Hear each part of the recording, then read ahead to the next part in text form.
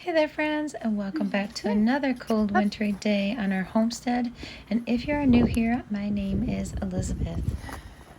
Last night it got down to 19 below zero, so it was pretty chilly, but we're doing our best to stay warm and cozy in the house. This is already week 6 of the Three Rivers Challenge, and we're still digging in our freezers and our pantries. I've kind of made a dent, but we're still working on things. I also made a wheel of cheddar this week and infused some dandelions in olive oil for medicinal use and for soap. This week I made a batch of my sourdough biscuits, and I'll link the blog down below for you if you're interested in the recipe. But this goes good with so many things, especially during soup season this winter. They're really delicious with breakfast sandwiches and just any time. So I have my crock pot here, my best friend in the kitchen, and I also thawed out this roast overnight in the refrigerator, and I have a few spices here. I also have a quart of chicken bone broth. So I'm adding 1 quart just to cook this for all day, and then I'll add another quart to finish it up, and a little bit of heavy cream and milk as well, because it's going to be a creamy beef stew. And for spices, I have some herbs de Provence, whole bay leaves, garlic powder, and onion powder. And of course, I added some salt and pepper as well. Then we can set it and forget it.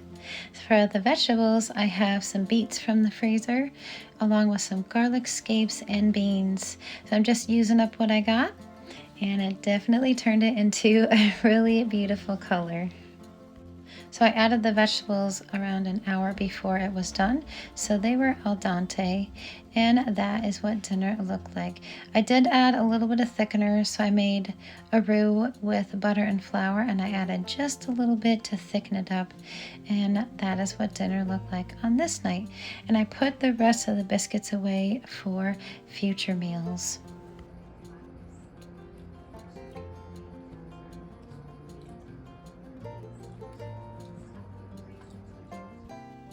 This week, Tom requested to make bagels, so I made some sourdough bagels, and I also made a batch of sourdough bread so we can have them for the rest of the week. I like to bake ahead and then store it in the freezer, and we'll just take one out at a time, and we'll make breakfast sandwiches or even have them for lunch.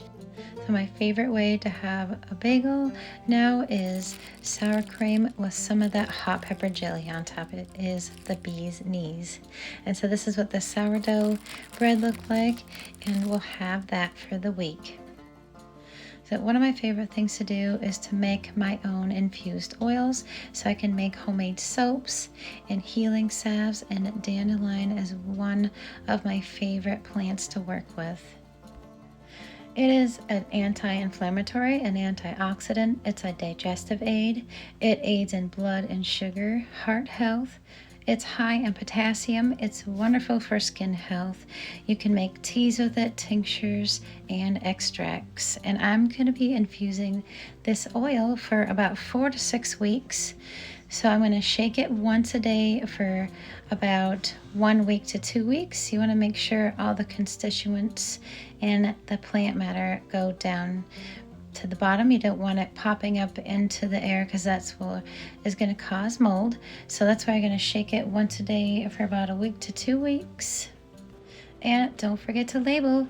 You'll know what it is, but it'll drive you batty that you don't have the date or anything on it. So it is definitely worth your while to label. I'm super excited for that. I can't wait to use it in all of my medicine making. I'll probably infuse another batch for a soap.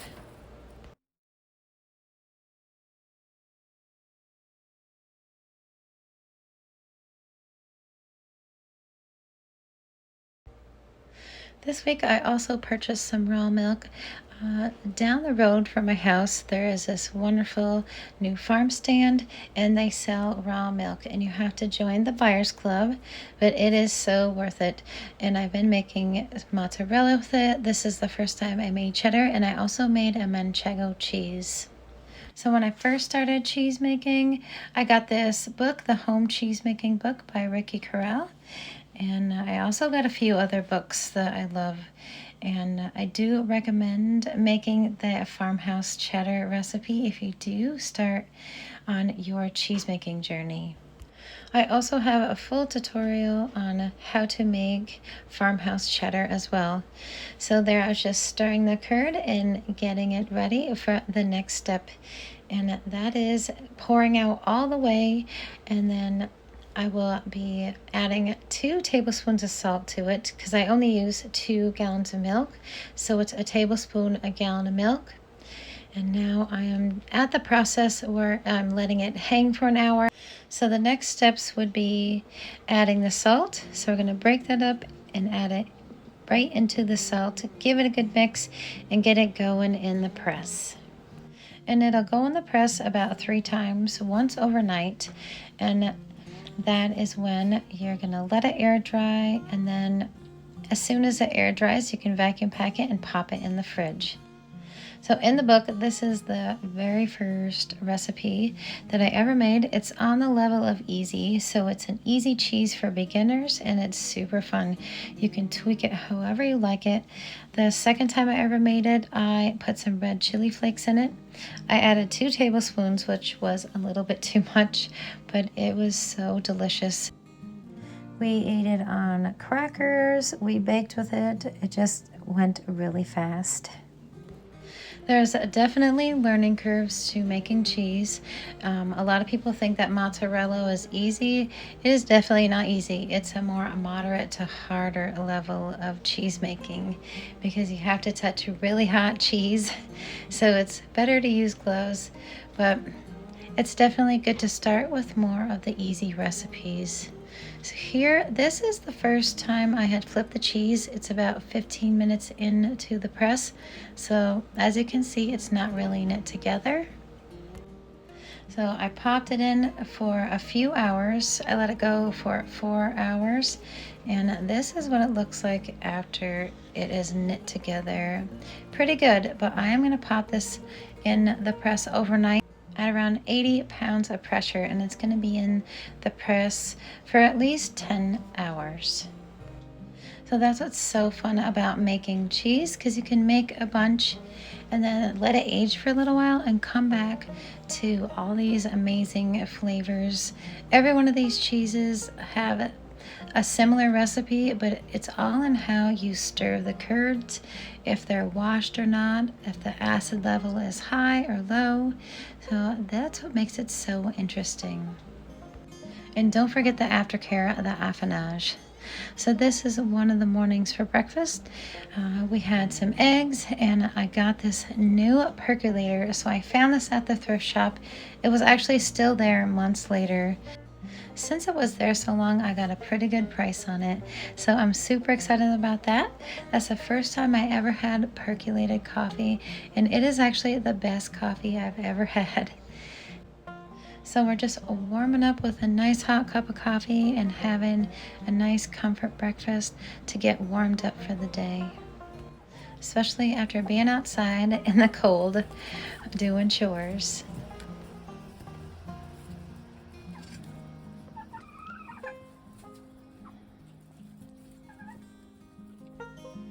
So here I started a batch of chicken / turkey bone broth.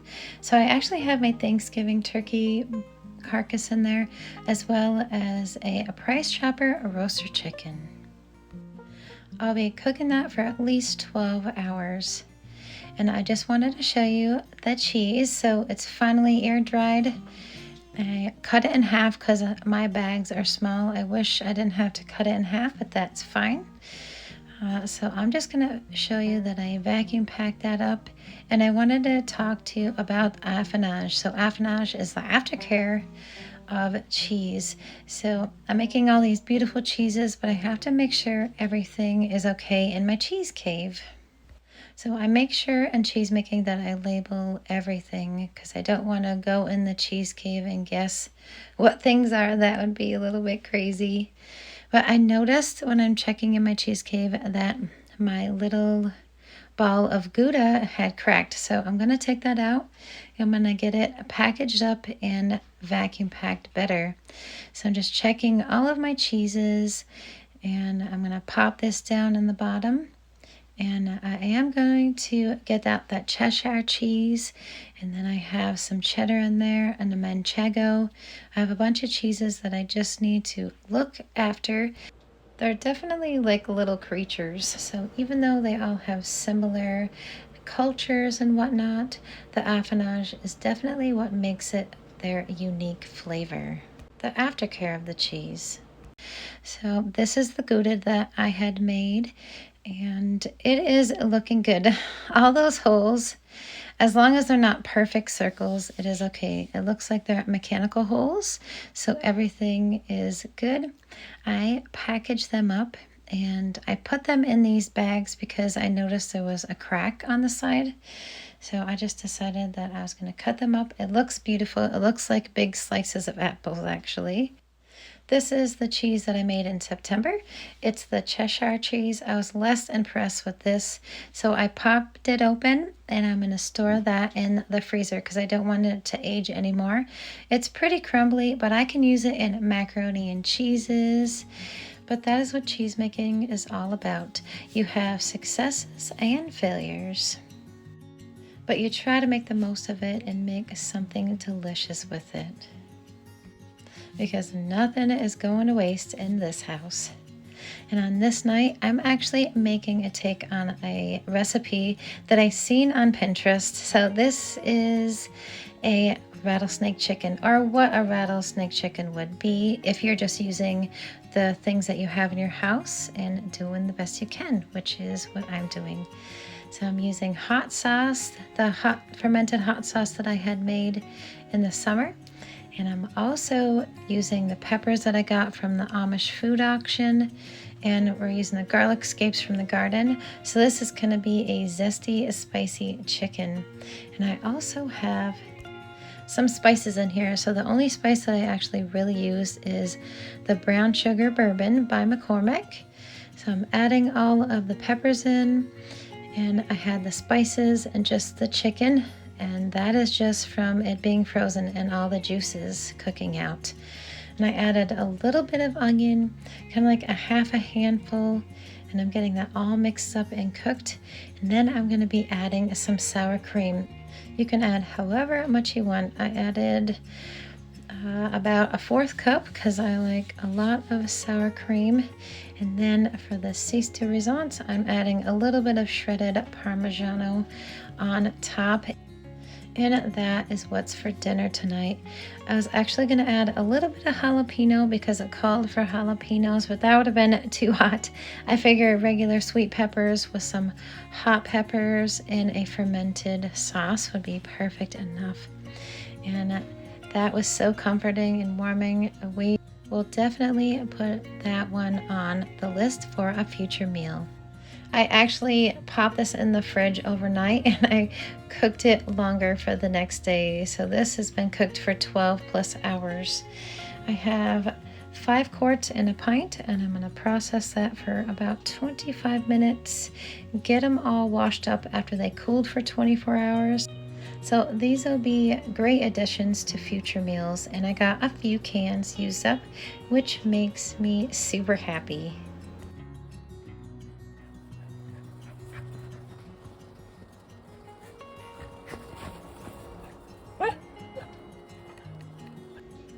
You definitely don't have to have a homestead to cook from scratch or grow things. It doesn't take much to cook from scratch and have a little growing area. You can have little pots in your house. Or if you want to start a little pantry, you can start small by doing little batches of applesauce and tomato sauce. That's where I started. If you want to do a sourdough, you can have a little sourdough starter on your counter and just start from there. I love doing both of Jessica's challenges over at the Three Rivers Homestead. There's a Every Bit Counts challenge and then the pantry challenge. It just challenges me to push myself harder. And when you live for a strong purpose, then hard work isn't an option, it's a necessity. And that's all I have for you this week, friends. Thank you so much for watching. Many blessings, and I'll see you on the next one.